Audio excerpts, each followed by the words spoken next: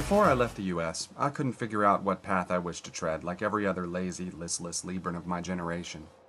I was American by birth, Southern by the grace of God, living in my hometown of Raleigh, North Carolina. I had 3 part-time jobs and 1 boyfriend, the reverse of which, of course, being much more preferable. Brightleaf, a Southern literary journal, was great work experience. Southern fiction being the hot literary genre of the moment, with most of the country only recently realizing that most Southerners can actually read and write without the aid of a spittoon. I had the opportunity to read and edit some truly inspired writing. The main problem with this particular job was the wage, slightly less than that earned by American Heart Association volunteers. Job number 2 was at the Rockford, a downtown restaurant, waiting tables a few nights a week. I was nothing, though, if not a jaded wait person. Kind of like Flo on Alice, minus the exceptional hairstyle and the long line of trucker boyfriends. Whenever I found myself encouraging my customers to have a nice day on their way out, I had to stop and ask myself, do they really deserve such kindness after giving me 11%? Thankfully, the restaurant was as laid back as they come. No uniform, no split checks, and praise be to God, no baby chairs. Still, I didn't like the person waiting tables was turning me into. When I bid farewell to my customers as they walked down the stairs to the street below, I didn't see people. I saw walking, talking, digestive tracts. I saw beer, veggie burgers, and strawberry cheesecakes sloshing around in stomachs. I saw innards, and I didn't like what I saw. Which was why I'd sought out job number 3. Since I wasn't making enough money at the magazine, and couldn't bear the thought of working more than a few shifts a week at the restaurant, I found myself teaching English at the local Berlitz Language Center. A few days a week, I instructed Japanese businessmen on how to communicate effectively and confidently in a language they feared more than Godzilla. We don't want just the best teachers in Raleigh at our school, the head instructor at the school told me during my interview. We want the best teachers in the world.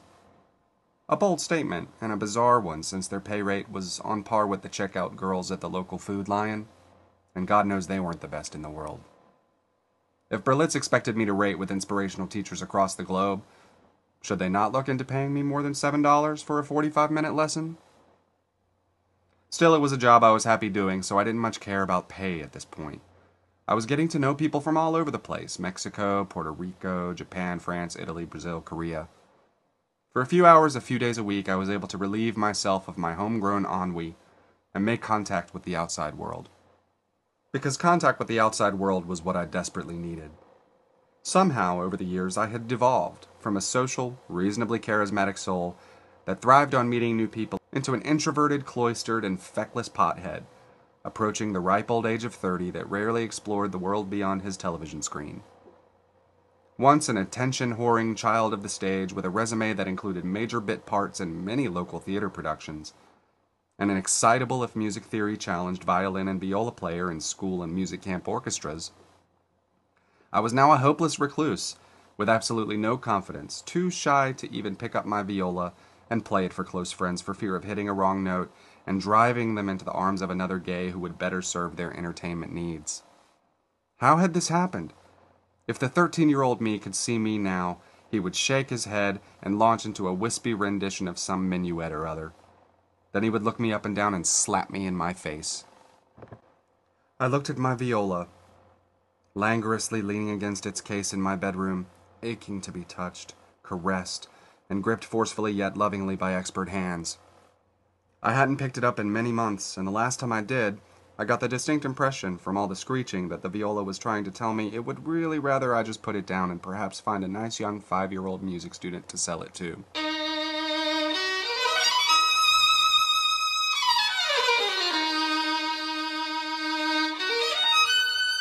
You really need to get the hell out of this house, my boyfriend Jimmy would tell me as I sucked in my 20th bong hit of the day and exhaled a plume of smoke out of every orifice in my head. You're languishing.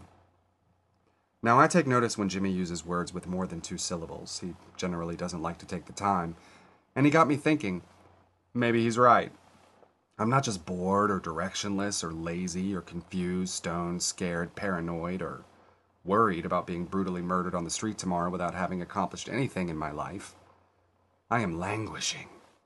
Like Miss Havisham in Great Expectations or Rosanna Arquette in Desperately Seeking Susan. When was the last time I really actively engaged with the world? Followed a confused path of my own making? Did something remarkable, maybe threaten to stir up some trouble? Well, let's see.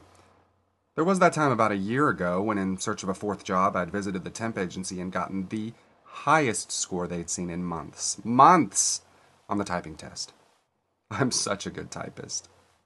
Oh, and also there was that time last week that I'd woken up, gotten high, and watched a Today Show interview with Ann Coulter, marveled aloud at how much her neck looks like the shaft of an erect penis, and then shouted at that squawking blonde dickhead until Jimmy put a plate of cinnamon buns down in front of me and shut me up. But surely there's more to life than that.